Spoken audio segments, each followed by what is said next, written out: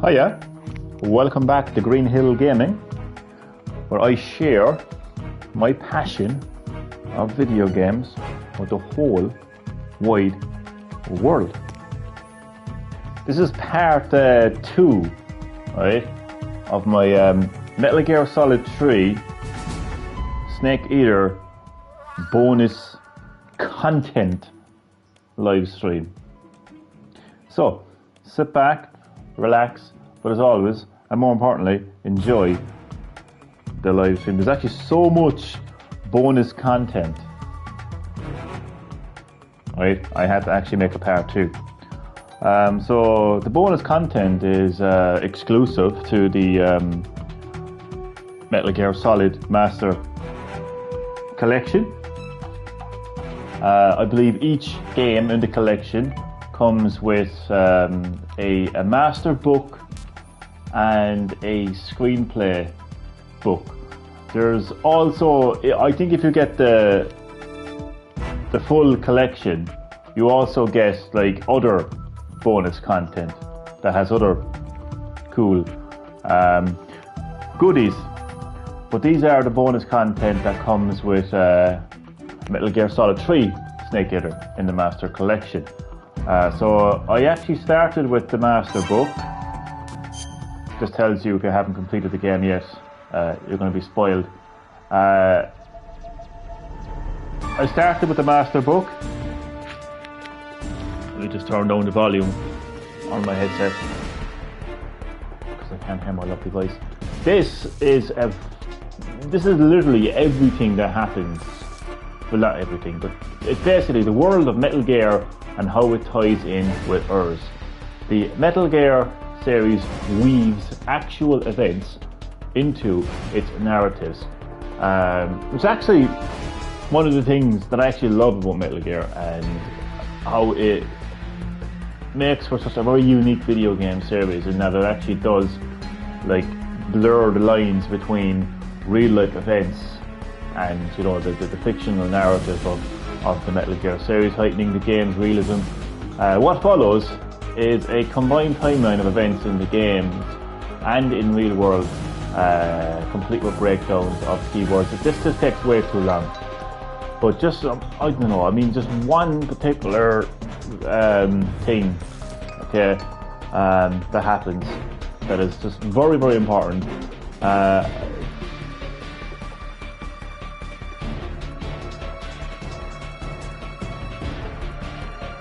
Yeah, so in 1972, the Les Infants Terribles project begins, where clones of Big Boss, Eli Liquid Snake, and David Solid Snake are born, and Big Boss parts ways with Zero.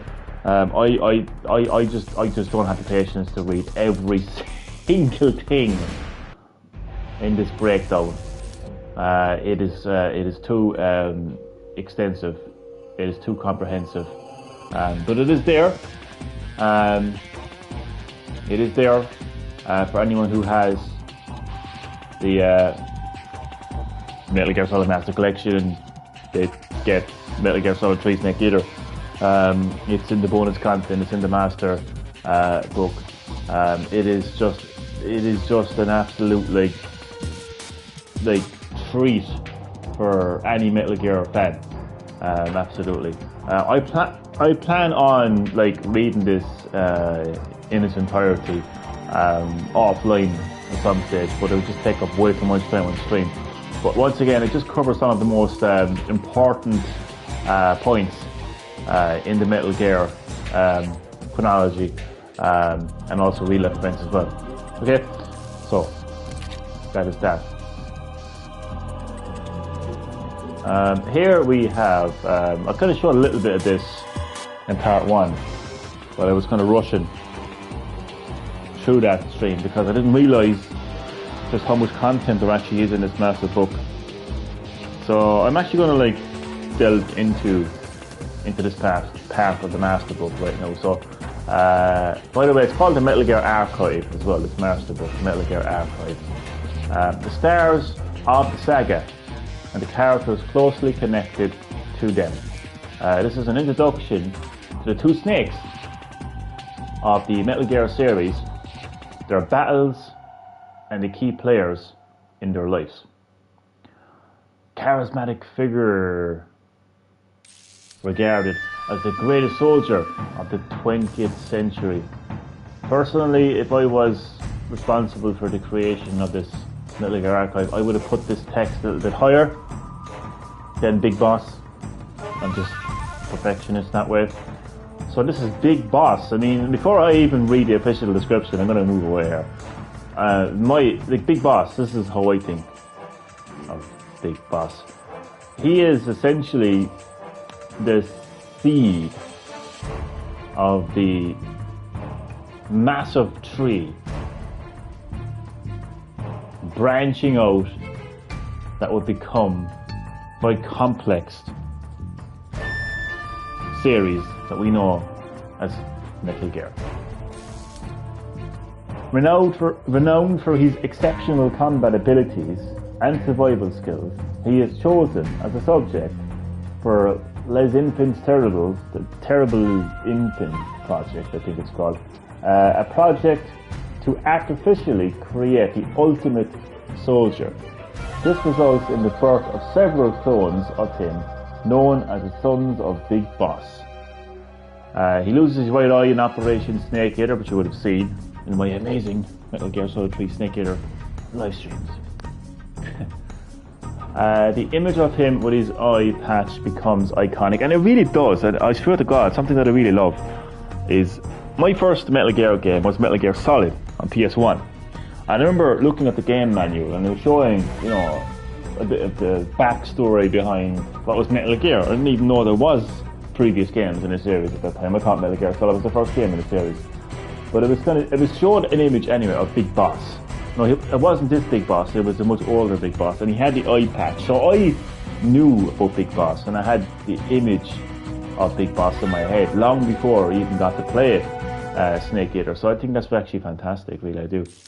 I hereby award you the title of Big Boss. So this is when Snake becomes the Big Boss. You can actually see, like in detail, when it's up close, you can just see the fucking, like, heartbreak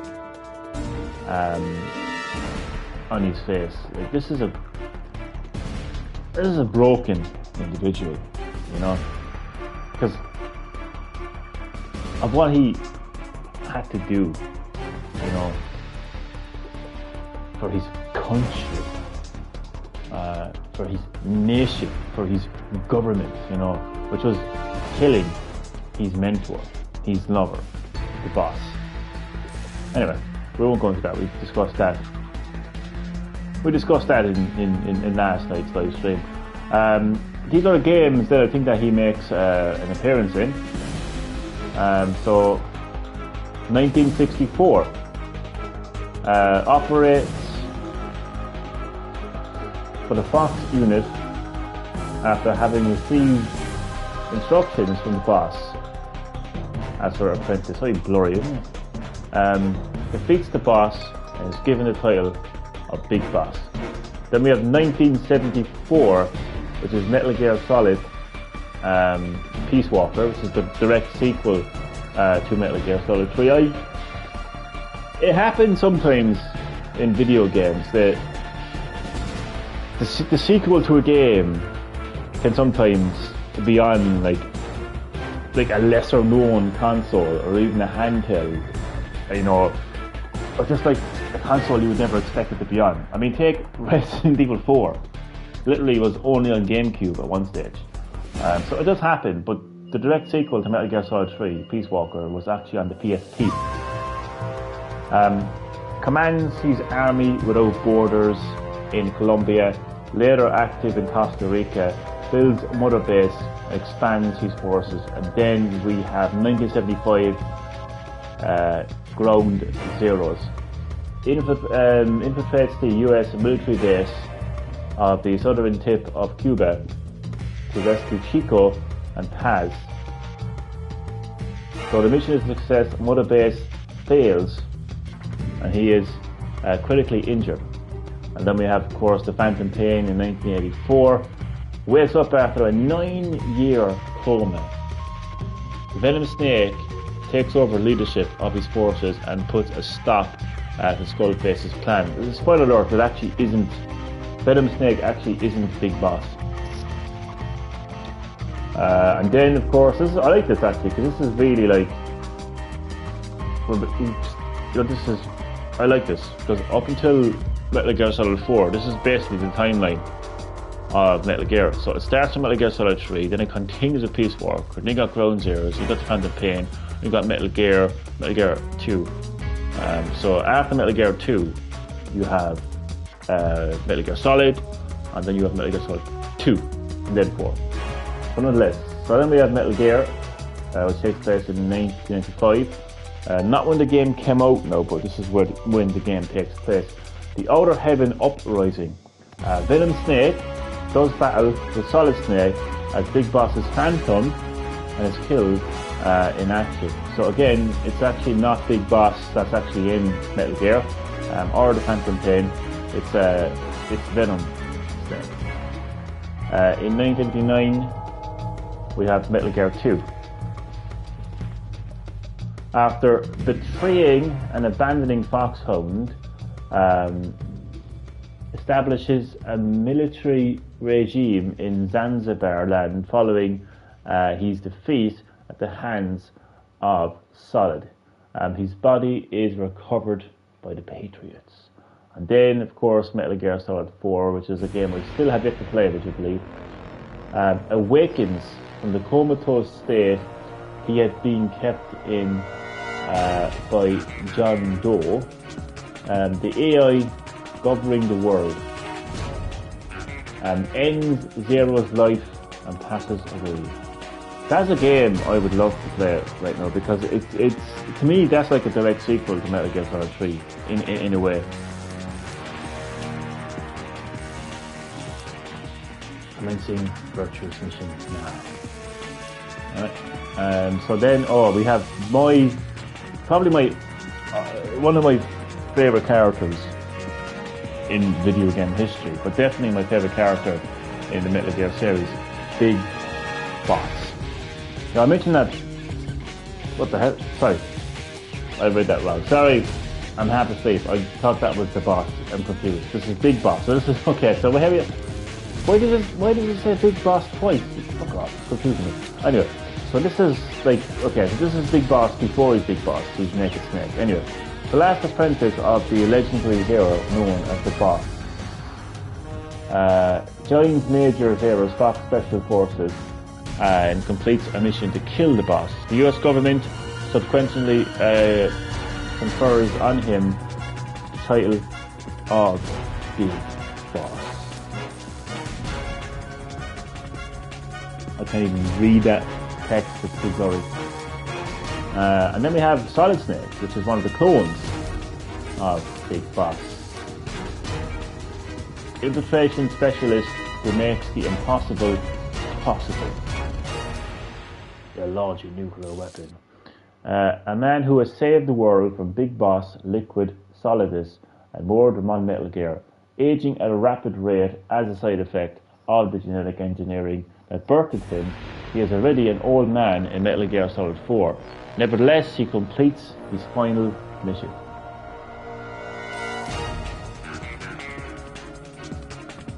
Infinite ammo. I like how they showed the twin snakes on this. Probably Metal Gear Solid 2, I'd say.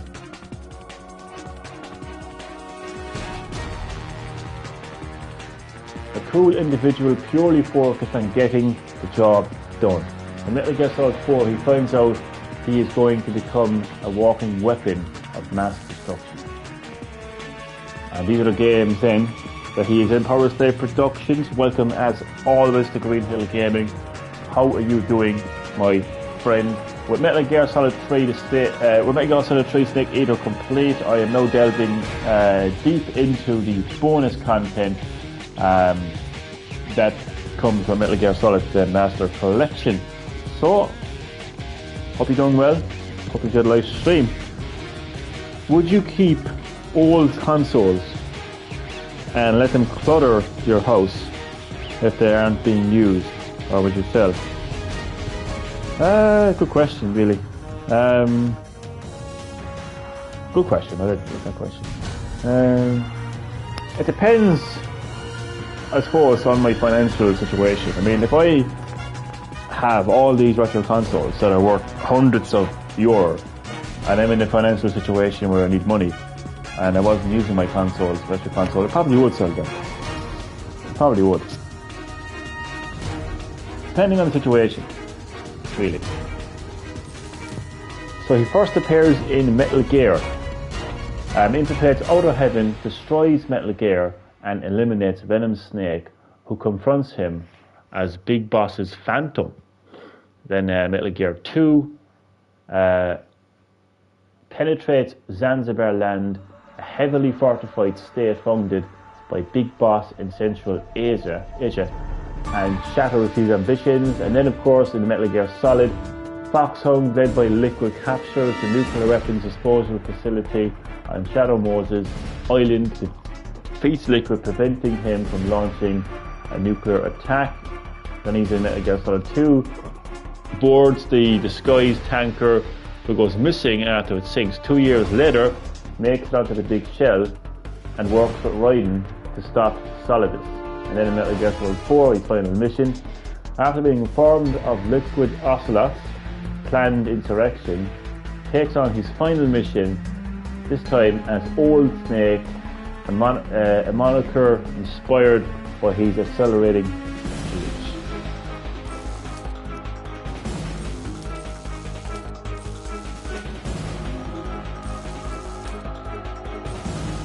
There's this Old Snake here. Solid Snake, a clone of Big Boss, created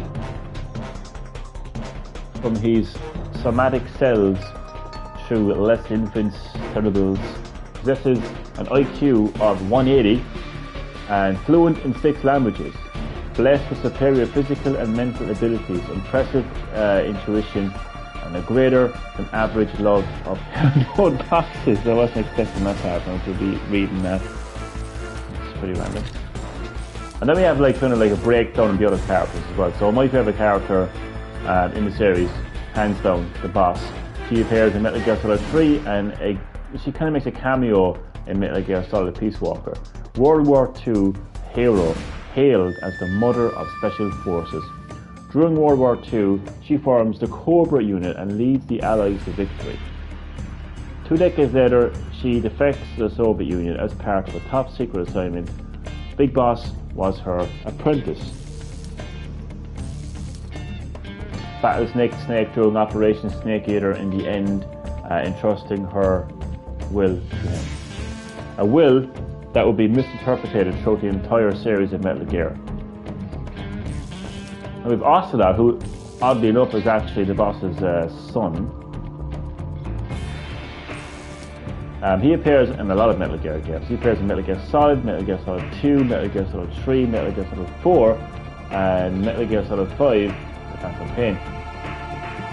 Proud wildcat who operates behind the scenes, his true intentions hidden. He's a bit like the EATER Wong of the Metal Gear series. Sometimes enemy, sometimes friend. That's got EATER Wong written all over it. His affiliation changes throughout the series, though he is without a doubt one of its key figures. Never too far from either of the snakes. See? I'm telling you, it's EATER Wong right there. Naked Snake has an enormous influence on him. For example, he's the reason he switches to revolvers. He just idolizes Big Boss. I think you secretly want something, to be honest.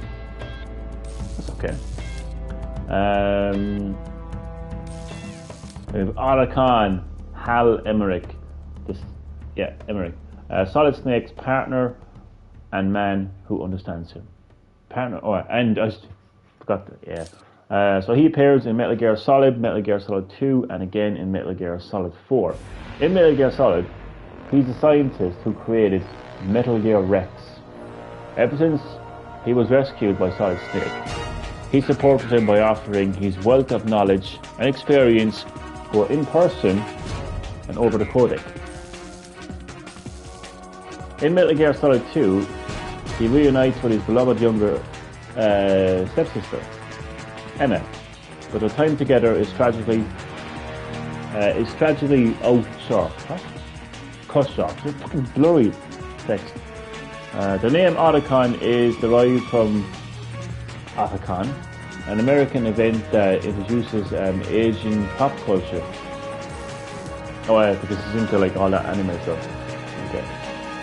All the anime stuff. It sounds like a fucking late boomer, don't it? Then we have Taz Miller, McDonald Miller. He appears in Metal Gear 2, which I did not know. That's pretty cool. Metal Gear Solid Peace Walker, Metal Gear Solid 5 Ground Zero, and Metal Gear Solid Phantom Pain. But he doesn't he makes a cameo. Well, not really a cameo, like, but he's kind of in Metal Gear Solid, but it's not him, it's actually Ricky. Industries and dependable XO of Big Boss's private army. Born to an American officer and a Japanese woman, he was once a member of Japan's self-defense forces. After losing an encounter to Big Boss while training rebels in Colombia, Big Boss recruits him to his organization. Despite knowing what Galvis and Paz were really up to, he uses the situation to expand their forces.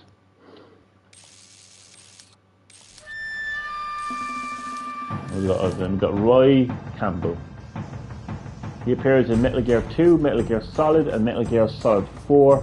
Warbody, who's commanded Solid Snake through many missions. Snake's former superior and a trusted friend.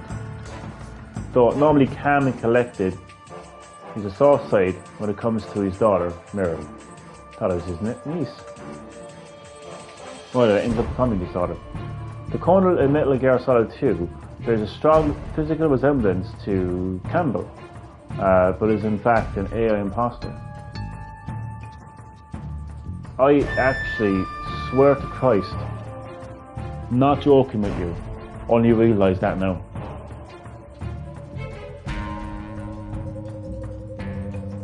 But I know that at the end of the game, like, he's just talking weird and there's all this like weird AI shit, like, but I just... But the Colonel, oh yes, he's still...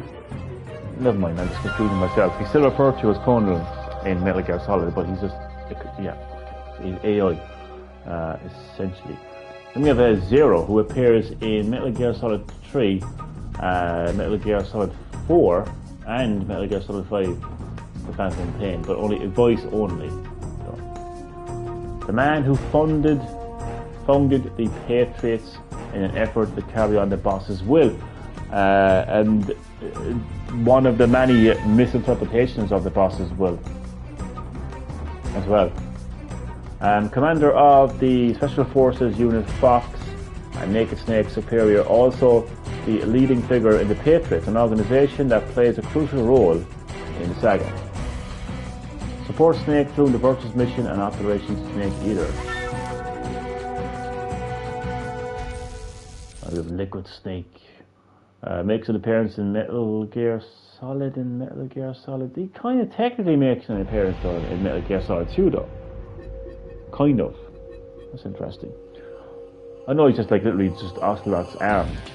But still like.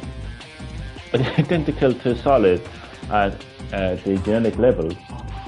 Perpetual rival to the man he calls brother. A clone of Big Boss created through the 11th Cerebral plans to launch a nuclear strike at Metal Gear Solid, but Solid Snake stops him. Leads Fox summoned in an armed revolt of Shadow Moses, taking control of its nuclear weapons disposal facility. We have Raiden, who makes his appearance in Metal Gear Solid 2 and Metal Gear Solid 4. But come on, he's also in Metal Gear Solid Rising. What the hell? This book must have been written before that game came. It doesn't make any sense because Metal Gear Solid 5 The Phantom Pain came out after Metal Gear Rising. So why isn't Metal Gear Rising included? It's weird. Unless it isn't canon, I don't know. Metal Gear Solid 2's other protagonist, Raiden, is aided by Solid Snake throughout the game. Snake's humanity ends up having a big impact on him. It's my turn to protect you. In Metal Gear Solid 4, Raiden takes his life to return the favor on. And Eva makes an appearance in Metal Gear Solid 3, Metal Gear Solid 4, and voice only in Metal Gear Solid Peace Walker. The woman who fell for Big Boss and never stopped loving him. Didn't stop betraying him though, did it? A female spy who guides Naked Snake. In Metal Gear Solid 4, she's also assisted Solid Snake as Big Mama. Makes contact with Naked Snake in Operation Snake Eater, supporting his activities during the mission. So Power Slave Productions, how is everything with you? How is life with you, my friends? Solid Snake only makes an appearance in Metal Gear Solid 2. I think they killed him off way too early, to be honest with you. He literally is the 13th President of the United States and mastermind behind the Big Shell incident. A perfect clone of Big Boss, created through less influenced terribles. Lead former counter-terrorism training unit Dead Cell in an act of terror on the Big Shell. I love that word, act of terror. Define act of terror. Please. America, I'd love you to define what an act of terror is, please. What would you define dropping bombs in the Middle East, which results in deaths, or as you call it, America, collateral damage to young children, innocent children and innocent women who have nothing to do with your proxy political wars, which are just there to steal oil, to gain power. Yeah, what would you call, like, you know, children and women losing limbs, being blown up? What would you call that? Is that not an act of terrorism? And for what purpose? Does this collateral damage, as you call it, have to take place? So you can get one step closer to the Middle East oil? So you can brand some leader that doesn't practice the same political ways as you do, is not, you know, diplomatic, is not of democracy. So you brand them as some kind of a monster or something. Oh, look at this guy, he's this and he's that. He has weapons of mass destruction. Weapons of mass destruction. Holy shit. And what does America have? Does America not have weapons of mass destruction? Does America not have top secret weapons facilities all across America? Come on. Anyway, back to the stream. Attempts to identify the Patriots and free America from their hidden hands. Good on you, Solid. This. Good fucking on you. And here now we have, this book is very extensive. Yeah, very, very extensive. It might have multiple parts, I think. I might do multiple parts of this. But this is literally, this is the world and story of Metal Gear Solid 3 Snake Eater. So you've seen me playing this game from start to finish over the last 2 weeks. Completed it in last night's live stream. Here now we kind of get to delve, you know, deeper into the world and story of that game, and I can talk through it better. And I have the official like text to back me up as well, like, you know, if I ever get lost when it comes to the teams and stuff. So Big Boss and Metal Gear and the story of how it all began, because really, like, that's what the series revolves around. That's like Big Boss and Metal Gear are the seed of this series. After the end of World War II, the world was split into two, East and West. This marked the beginning of the era called the Cold War. 1964. It's been 2 years since the Cuban Missile Crisis, which threatened to engulf the world in nuclear fire. One man must take on the mission to prevent a weapon from hell from being completed. The fate of mankind hanging in the balance.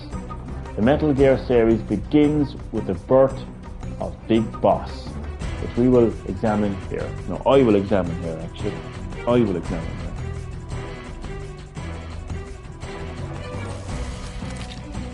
Okay. So this is an overview of the story of Metal Gear Solid 3, an origin story told in 2 parts. So this is kind of confusing. Do we start up here? Or do we start there? It's kind of done a bit strange. I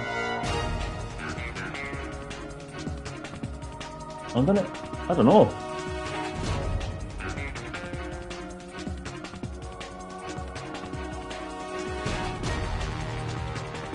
Do I read these 2 first and then read that? Yeah. So, set during the earliest point in the series. So this is the beginning of the Metal Gear series. The previous title, Metal Gear Solid 2, took place in 2009. Metal Gear Solid 3 goes back in time almost half a century to 1964 to illustrate how the saga began. Big Boss, Ocelot, the Patriots, Metal Gear, all adversaries to Solid Snake throughout the series. Metal Gear Solid 3's narrative reveals how they all began. And it's why I love this game so much. And I can kind of understand in a way now why Konami, I suppose, chose to remake Metal Gear Solid 3. Maybe I can understand it a little bit better now. Why they decided to do that. Because it's a good entry point. Because people don't need to know, what happened in other Metal Gear games. Because Metal Gear Solid 3 Snake Eater is the beginning of the timeline. So it's a perfect entry point for anyone who is, looking to get into the series. Big Boss's past comes to life. Metal Gear Solid 3's protagonist is Naked Snake, whom his story would later known as Big Boss. I forgot the B. Whom his story would later known as Big Boss. There's a B. That should be there. Anyway. Hailed as the greatest soldier of the 20th century, he was Solid Snake's enemy in previous installments. Metal Gear Solid 3 depicts how he came to receive his legendary title. Now we read this. Metal Gear Solid 3 is divided into 2 missions. The Virtuous mission, which serves as the game's prologue, and the Operation Snake Eater, the main part of the game. I hereby award you the title of Big Boss. And he's like, you can fucking take that title, shine it up real nice, and stick it up your critical patriot ass. That's what he's thinking, honestly. A world reflecting the times. The Cold War and the Cuban Missile Crisis. After World War II, the world entered a new period called the Cold War. On one side stood capitalist governments led by the United States, and on the other, communist governments led by the Soviet Union. It was during this time in 1962 that the Cuban Missile Crisis broke out, sending the US and the USSR into a hair trigger alert over the deployment of nuclear missiles.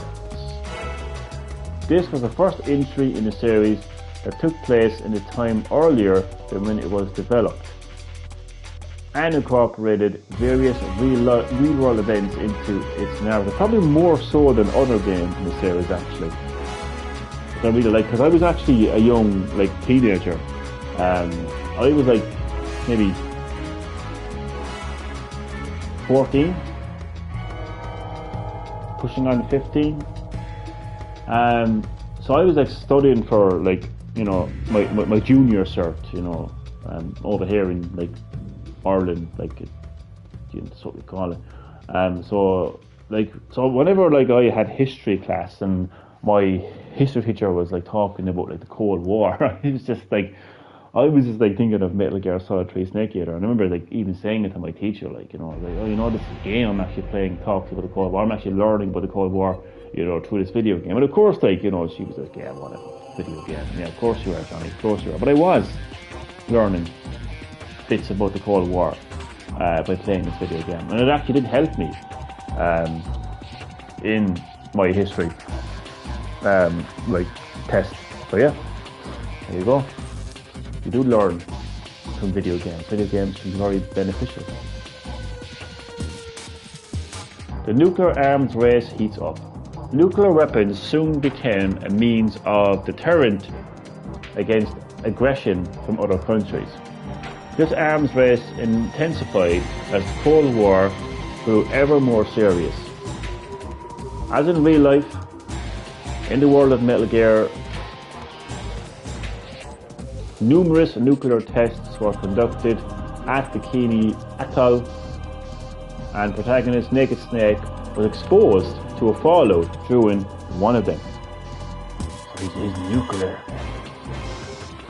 You were an atomic test subject, weren't you, on Bikini Atoll? The solar infiltrates the mission in a natural environment. Most of Metal Gear Solid 3's areas are woodland environments.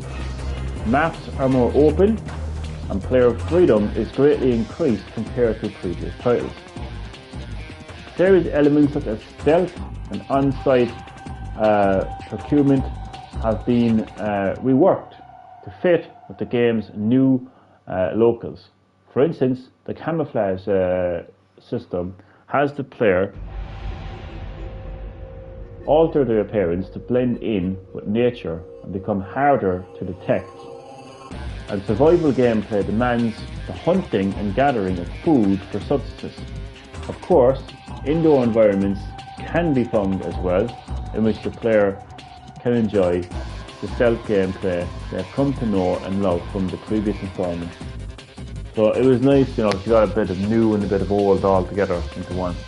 They didn't mention in this part anyway, like curing your wounds and broken bones and stuff like that. But that was really, really ahead of its time when the game came out. So this is really in-depth stuff. So I'm going to continue. So this is the virtuous mission.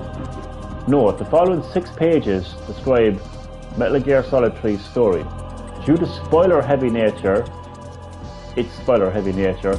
any first-time players are advised to avoid this section until completing the game. The integral mission of the CIA's Special Forces Unit Fox, the virtuous mission. Metal Gear Solid 3's story is divided into 2 parts. The first being the virtuous mission, CIA operation to extract a scientist called Sokolov. Snake, the mission's operative, infiltrates Soviet territory alone. I don't like the way some books and magazines are divided into these parts or something. The world's first Halo jump. Snake performs a Halo jump, dropping from a high altitude to help avoid enemy radar landing in the Soviet Union.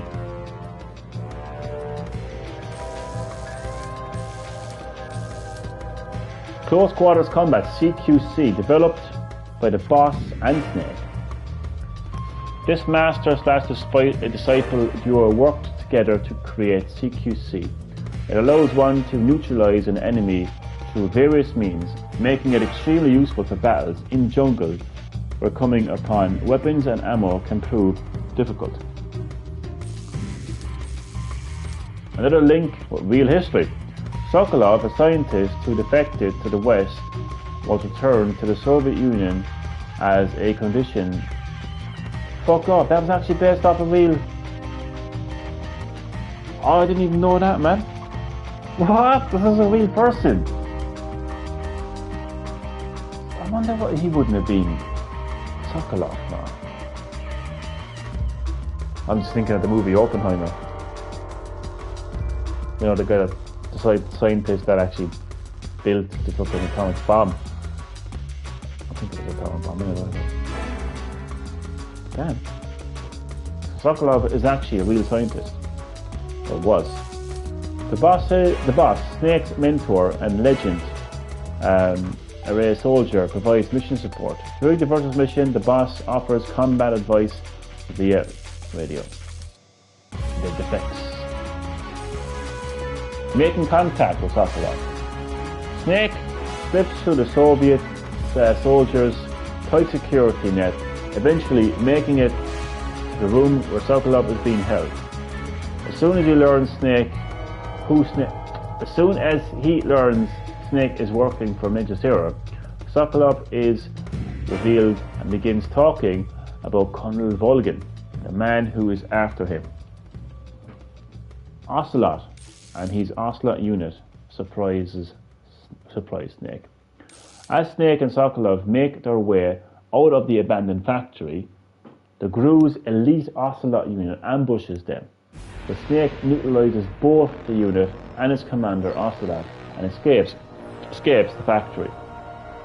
The Shagohod, the weapon from hell Sokolov developed. Having fought off the Ocelot unit, Snake and Sokolov witnessed the transport of the Shagohod, a nuclear-capable tank that can launch intermediate-range ballistic missiles, IRBMs. Sokolov says that if it is complete, the age of fear will truly begin. The boss's betrayal. Out of nowhere, the boss confronts Snake, and she and her Cobra unit take Sokolov away.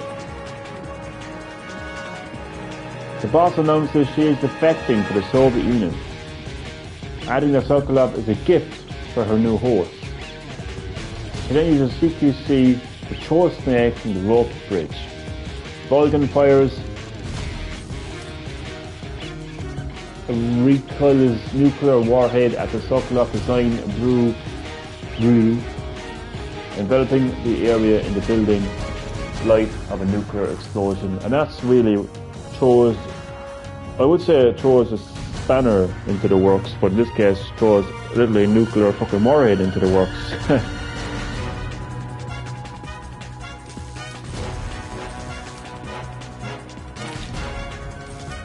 And this is the Operation Snake Eater story.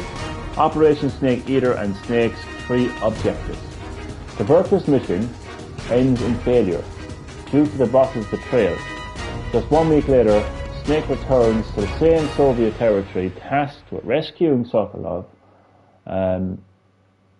ascertaining the progress of development of the Shagohod and destroying it, and eliminating the boss. With the help of a collaborator, he continues his solar infiltration, which has a number of surprises in store.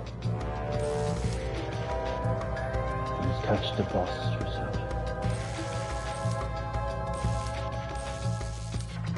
Making contact with Eva, KGB collaborator.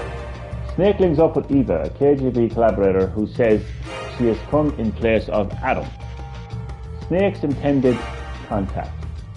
She provides Snake with information on Sokolov's whereabouts. Battle with Ocelot. The Ocelot unit ambushes Snake on the way to the lab. During a battle with Ocelot himself, the Cobra unit's pain interferes, forcing Snake to jump into crevice. Granin's bipedal tank for a new age. Granin is basically the fucking person who designed what would become like Metal Gear. It was all looking kind of Metal Gear over the course of the series, you know. Metal Gear Ray, Metal Gear Rex, and all the other ones. That guy right there is actually the guy that created it. Sokolov didn't like his designs. He wanted to go with the Shagohod. But he would actually, out of annoyance, Brennan would actually like send his research data to America, and that's how America really got their hands on Metal Gear. After the battle, the death with the pain, Snake reaches the lab, only to find Sokolov isn't there. In his place is Grannon, a man once involved with weapons research. Dead trunk, he tells Snake all about the bipedal tank he personally designed. Snake infiltrates the Grozny Jizgrad to extract Sokolov. With Eva's help, Snake slips inside a massive fortress of Grozny Grad. Though he manages to make contact with Sokolov, Snake is captured by Volgin and he sees through his disguise. The boss hesitates. Snake regains consciousness in the torture chamber. Under Volgin's order, the boss moves to cut out Snake's eyes. Snake's right eye catches a bullet. Eva steps in, rescuing Snake. But in the process of protecting her from Ocelot, his eye is struck by a bullet. Oh, imagine that. Showdown to the Cobras. Along the way to Sokolov, Snake must face off against the members of the Cobra unit. Each Cobra harbours a certain emotion based on experiences from past battles and adopts it as their code name.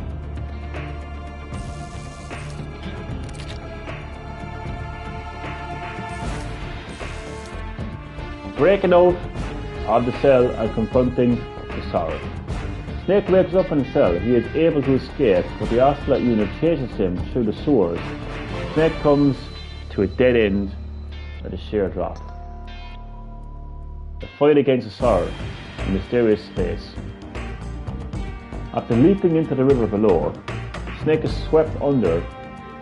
Before him appears the Cobra known as the Sorrow. Snake uses the revival pill implanted in one of his molars to escape death. After the encounter, Snake learns that the Sorrow died 2 years ago.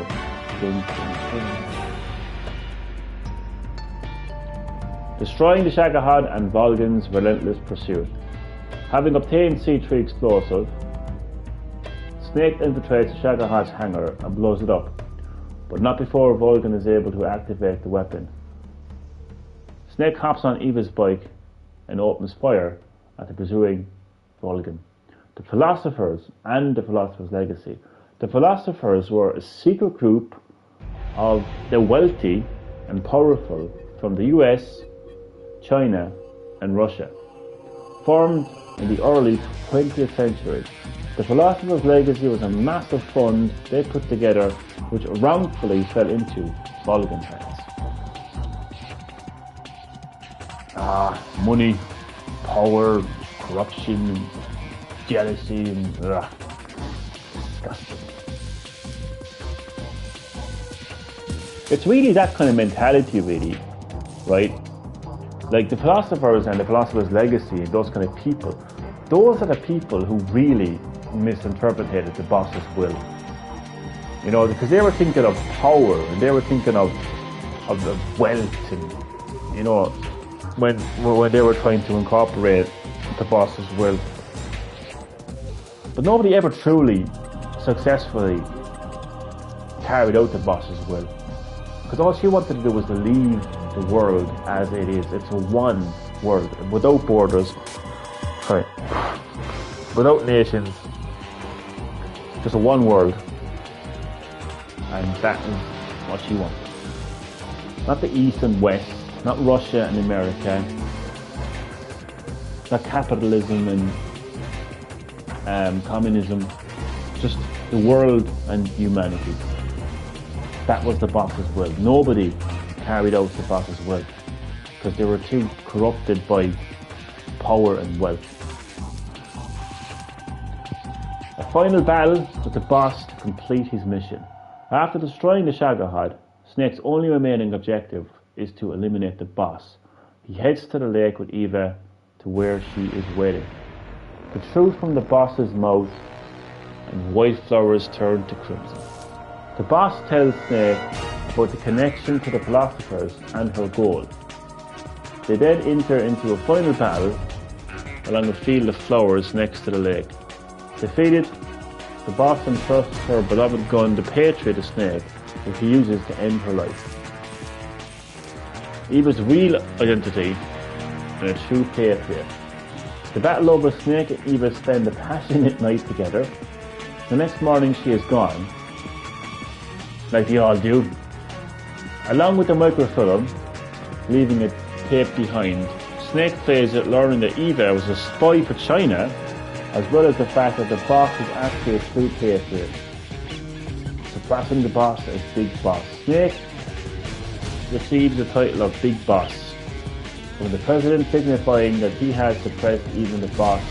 However, having learned the truth, Snake looks anything but happy. Ocelot's motives are revealed in two final calls. After the end credits, Ocelot contacts the chairman of the KGB, following the director of the CIA. In fact, Ocelot is a triple agent working for the group, the KGB and the CIA. He ensured China, through Eva, ended up with a dummy microfilm with the real one back in America's hands. That's an interesting kind of turn of events there, really, to be honest with you. So these are character files. It just gets more and more and more and more and more and more in depth as we go along. I don't know how longer this page actually is, but I'm guessing it's very, very expensive. So these are character files, Naked Snake, the boss's final apprentice and the greatest soldier of the 20th century. Agent of the CIA's Special Forces Unit Fox, codenamed Naked Snake, his real name is John. Zero and the boss call him Jack. The final apprentice of the boss who fought in World War II. He learned everything from her: combat, demolition, intelligence gathering, and much more. Even developing close quarters combat CQC with her. After Operation Snake Eater, he is given the title Big Boss in recognition. I know this already, the other time it's like 10 times already. They're just recycling now at this stage. They really are like. Has a mischief side. You don't have what it takes to kill me. Well, obviously he did. I don't know, I was looking at it and suddenly I got this residual urge to go inside. A cardboard box. That's so funny. Does he actually go to a cardboard box soon? The Metal Gear Solid 3. I actually can't remember. He does. He does. So normally cool and collected, he displays a unique sense of humour, including his various jokes over the radio. The way he will gush about a cardboard box and his fear of discovering vampires films, worried that they will give him nightmares. But it's just humour like I thought, really, you know? Particularly when it comes to guns and shooting. The first time he meets Eva, Snake demonstrates an uncommon obsession for guns. I noticed that, and how to handle them. He also gives Ocelot some advice after observing, and he's telling him that there's more to a revolver technique. Eva supports Snake's mission as a KGB collaborator. A spy for the KGB. During the virtuous mission, she is a fragile-looking woman who got close to Sokolov as Tatiana, but ends up being taken away along with him. Following this, during Operation Snake Eater, she makes contact with Snake as a KGB collaborator, aiding him in his mission. In fact, however, she's a spy, a double agent, for the Chinese People's Liberation Army, General Staff Headquarters, 2nd Division. And her objective is to bring the microfilm detailing the philosopher's legacy back to the philosophers in China. Or as Donald Trump says, China. Oh, it's fucking up. What did he say again? China. No, I can't say it properly, but he's, yeah, anyway. A girl's got to have some secrets, you know. An agent who knows how to handle a gun, also a skilled writer. Eva's weapon of choice is a Chinese-made intimidation of Type 17 Massive, capable of full auto fire. She is proficient at a shooting technique that involves holding the gun sideways, like when I play RE4 Remake VR, and using the recoil to perform a sweeping motion which she demonstrates when eliminating enemy soldiers the first time she meets Snake. Eva appears on her motorcycle at various points in the game, from knocking Ocelot down with a somersault to dodging the Shagahot's attacks. Her ability behind the wheel is first class. Oh shit. Okay, and here we have more, and I'm going to say more. We'll be here all night. Oh my dear God. Anyway, we have Zero. Involved with the creation of Special Forces Unit Fox, he also serves as Mission Commander. Born in England, Zero's real name is David O. Seriously, his name is David O. Okay. O. Your surname is O. O. The commander of Special Forces Unit Fox, his rank is Major, and he served with the boss in the UK Special Air Service SAS. Zero is the one in charge of both the Virtuous mission and Operation Snake Eater. And following the completion of the latter, he, Big Boss, Paramedic, Sigint and others form a new organisation to carry on the will of the boss, who was a true patriot. You thought you were carrying on the will of the boss, but you weren't. You weren't. It was all a high drama staged by Washington. This is one for the history books. The world's first Halo jump. Established an intelligence unit using past experiences. Acts as a guide for Snake via radio. A man with a playful personality. Though born in England, he currently works for the CIA. Zero put his experience in the SAS to use when establishing a Special Forces Unit Fox, an outfit with intelligence gathering capabilities.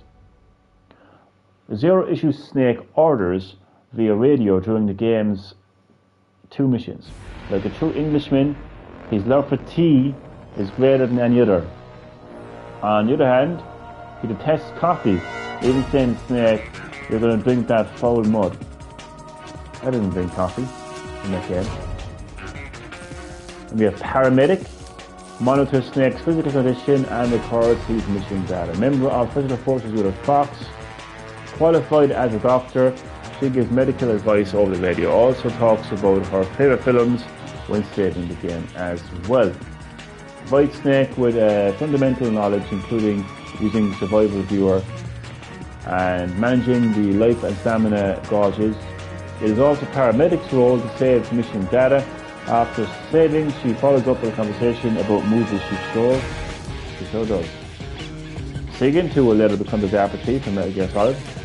Gifted engineer who provides weapons and equipment support. Member of Special Forces Unit Fox, an engineer well versed in various military and other technologies. Sigint isn't his real name, rather it's a code name that comes from signals intelligence or intelligence gathering performed by intercepting signals. Well, that's quite a tongue twister, isn't it? Sigint even developed some of Snake's weapons and equipment himself. He discusses their capabilities and ins and outs of the radio. And we're just going to keep going. The boss might have a character in the Metal Gear series. Hero who led the Allied powers to victory in World War II. A legendary hero who formed the Cobra unit during World War II. Her unit's numerous accomplishments led the Allied powers to victory. After the war, the Cobras were disbanded and spent 10 years with Snake as his mentor. Though she supports him during the Virtuous mission, in the end she defects to the Soviet Union with 2 miniature nuclear shells. Come Operation Snake Eater, she and Snake are enemies. The only thing we can believe in with absolute certainty is the mission, Jack. My name is John, and Jack. Legendary soldier failed on the battlefield. The boss's legendary unit returns. You need to see a Metal Gear game all about the boss. even a series all about the boss. Her combat abilities and feats are known throughout the world. In the West, she is called Mother of the Special Forces. Metal Gear Mother, call it that, I don't know. While in the East, she is known as Warlord. She was also in the SAS with Zero's Fox Commander. The Cobra unit is so pivotal to the Allied triumph in World War II, as its members confronting Snake at various points during his mission. Incidentally, the boss's code name in the Cobra unit was the Joy, Unsuppressed Bliss. Former member of the Cobras, possessing the powers of a medium. A soldier born in the Soviet Union and member of the Cobras. He and the boss had a child together, but it was taken away from them by the philosophers when after birth. His code name represents unfathomable grief, propellant medium in addition to obtaining information from the dead by conversing with them. He can also utilize abilities they had before they passed. The ghosts of dead soldiers appear during the battle with the Sour. Soldier Snake has killed up to this point in the game will show up as ghosts. Their appearance even changes according to the circumstances in which they died. It's so fucking cool, but creepy as fuck though.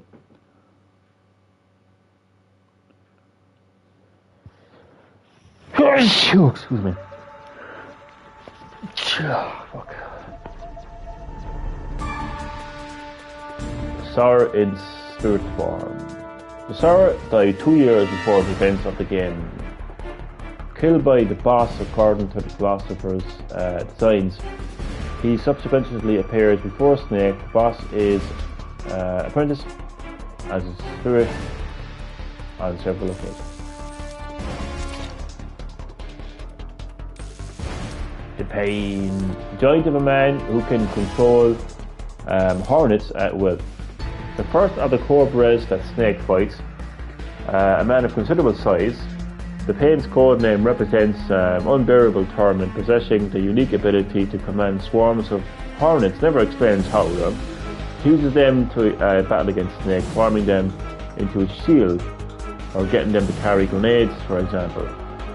The Pain even raises highly venomous special hornets called bullet bees inside his body, releasing them from his mouth during battle. God. The real face hidden behind the mask. My God. Normally the Pain wears a mask, black balaclava, which conceals a face covered with welts. However, his face can be seen during the battle cutscene. A painful end. After his defeat at the hands of Snake, the Pain and his Hornet swarm are killed by the micro bomb he carried on him. Well, so that's how he blew up. The Fair. Master of traps and ambushes. Another member of the Cobra unit, the Fair's code name represents absolute terror. Double jointed in both elbows, he takes advantage of this to dart around his prey and toy with it. When attacking, he utilizes his superhuman physical ability to sneak around or perform ambushes. The Fair also likes to plant all manner of traps, and he carries 2 crossbows, the more powerful William Tell and the smaller Little Joe with its rapid fire capability.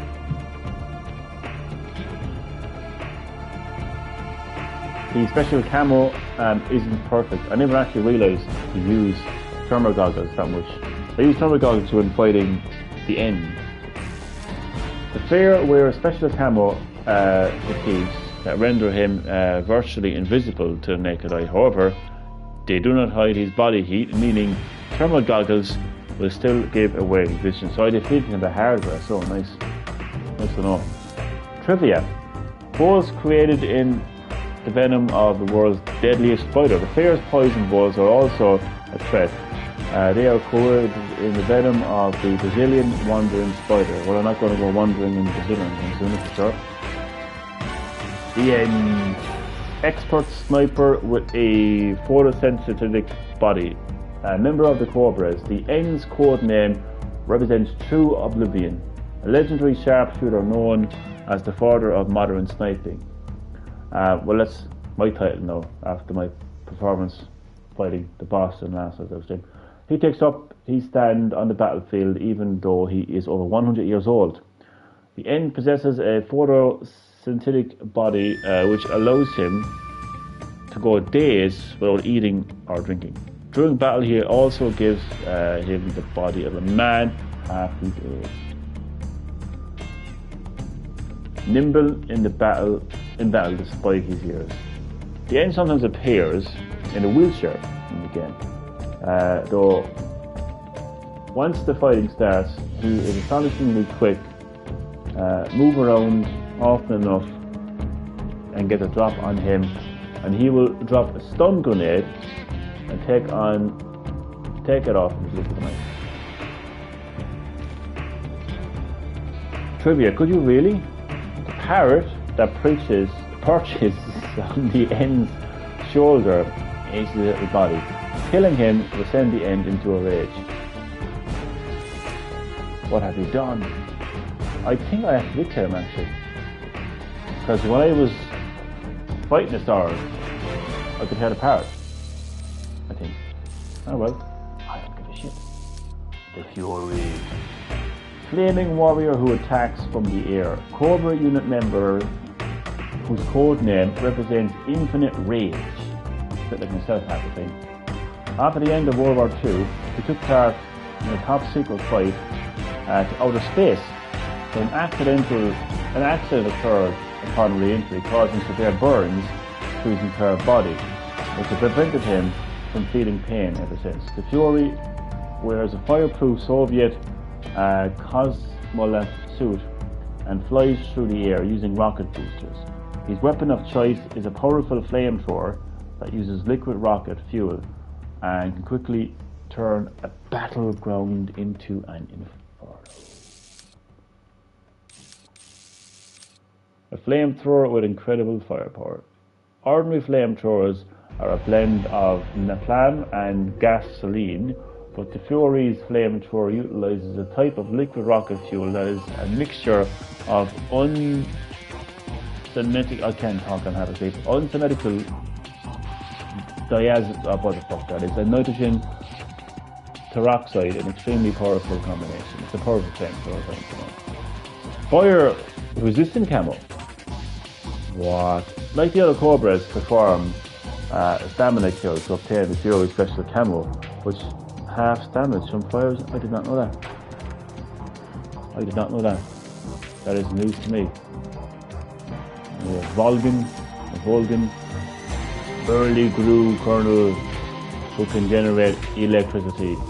Gru kernel known in the West by the code name Thunderbolt.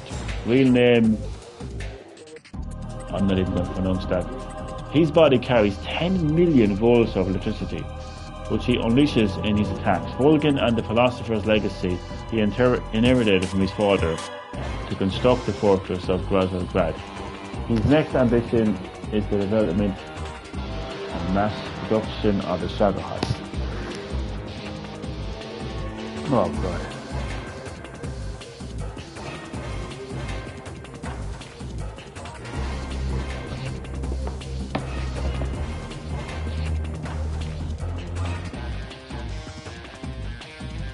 A brute who gets off on torture, he does to himself. Volgan is an exceedingly cruel individual. Throughout the game, he takes pleasure in tormenting others. Granin is one of the examples. Volgan brutalizing him despite lacking concrete proof he was a spy. And he wasn't. Volgan has a romantic relationship with a Gru officer, Raykov, who he calls Ivan. During battle with Volgan, if Snake disguises himself as Raykov, Volgan loses his composure, creating a brief window of attack. I should have actually tried that. That would be so funny. That would have been so fucking funny. Has feelings for a Gru officer. We all have feelings. Ocelot. Young Gru commander who leads the Ocelot unit against Snake. Commander of the Gru's elite Ocelot unit. A quick draw who is so skilled with a gun, he can ricochet bullets off objects to strike your target. After his defeat, in his first battle with Snake, he continues to challenge him, and ends up being heavily influenced by Snake. In the game's closing conversations, it comes to light that Ocelot is actually a triple agent working for the CIA, the KGB, and the Gru. His objective, given to him by the CIA director, was to recover the Philosopher's legacy from the Soviet Union. The origin of the You're Pretty Good. You're pretty good. Though Ocelot suffers defeat at the hands of Snake and the CQG in their first encounter, Snake praises his quick shooting, telling him, "You're pretty good." Ocelot himself will later use this line when speaking to Solid Snake. Ocelot's real name is Adam Zaka, and he is the son of the boss and a sir. While this isn't explicitly stated in the game, there's a radio conversation with Eva that implies he is the boss's child. Oh, okay. Implies. I put the same thing as confirmation. Holy shit, man. This is a smaller fucking hell, man. Sokolov, a scientist responsible for the terrifying nuclear-capable weapon, the Shagohod. Once a rocket scientist, Sokolov repurposed the same technology when designing the Shagohod. Though he had hoped to defect to the West, he was returned to the Soviet Union as part of a secret agreement to end the Cuban Missile Crisis. When the West learns the Shagohod is on the verge of completion, a plan to get Sokolov out is put together. The Shagohod is a nuclear-equipped tank. Developing the weapon has led Sokolov down a strange path. And then we have Granin, who again we'll hear about. Sokolov's rise resulted in this weapon's development's fall.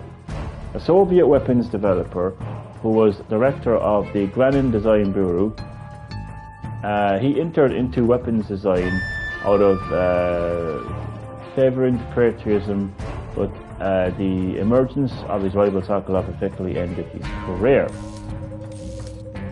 Granin helped Snake out of dissatisfaction over his current treatment. However, he is soon suspected of espionage and gets interrogated by Volgin. He has been developing a bipedal tank that bears a resemblance to what would become Metal Gear. But money and manpower were directed towards Shagohod, but Granin's project was never completed. But his design was handed over to America. That's how they got their hands on Metal Gear. And we have Rykov, which Volgin has feelings for. A Gru officer who is the object of Volgin's affection. A Gru major, real name Ivan Radin, fucking hell. Volgin's lover, and he's, I don't know why I'm laughing, it's not funny. Volgin's lover and he's second in command and at the fortress of Grad.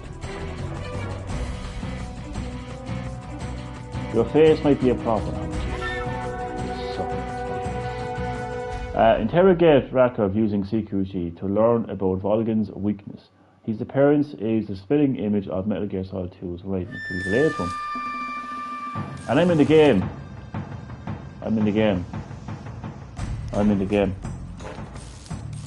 Yeah. Grandfather of recurring character Johnny Sasaki. Gru soldier assigned to guarding at Grozny Grad prison. Lived in the US prior to the Cold War. His wife and son are still there. Unlike other soldiers, he has a J sewn into his balaclava and armband. Grandfather of Johnny Sasaki, who first appears in Metal Gear Solid. If you throw back the food and he gives you 3 times, a special event occurs. I didn't know that. The elite of Ocelot unit, a craft unit of the best announced by Ocelot. Their orders come from Morgan himself.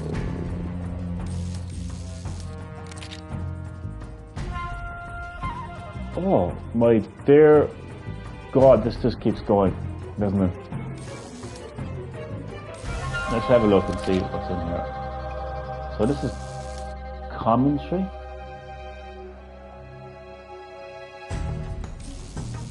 Man, let's just like see how long this is. I'm going to keep it to part 3, but let's just see how long this is. So we are on page 47.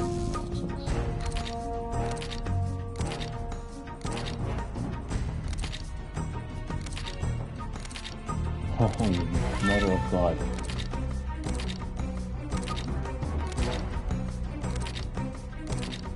Yeah, I'm not reading all that.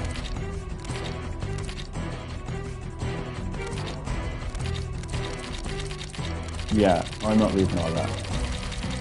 That is insane. That just gives you a kind of like a taste of like, I'll just see how far it goes, actually.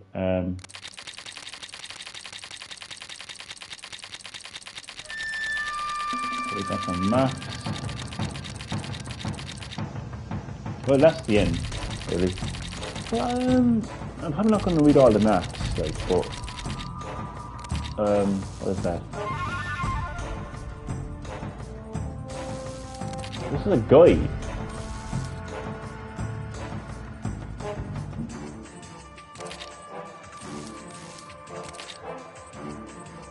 Hidden features. I might just glance through them. Yeah, I might glance through them.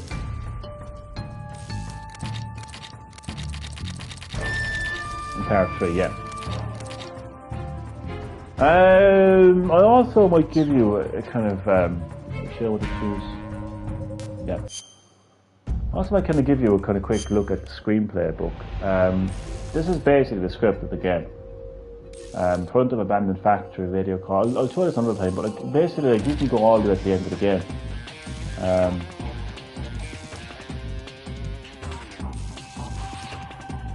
There is 35 pages in this. That's basically the script. Yeah. Definitely going to make part 3, kind of like glance through the rest of the master book, but that is nice bonus content that obviously wasn't included with the original release. It may have been, no, I was going to say it might have been in Metal Gear Solid 3 Substance, but it wouldn't have been because I mentioned it referred to games in the series that wasn't even released back then. So yeah, it's a nice addition to the game, only in the Master Collection. So look, thank you very much for watching, and I will see you next time on Green Hill Gaming.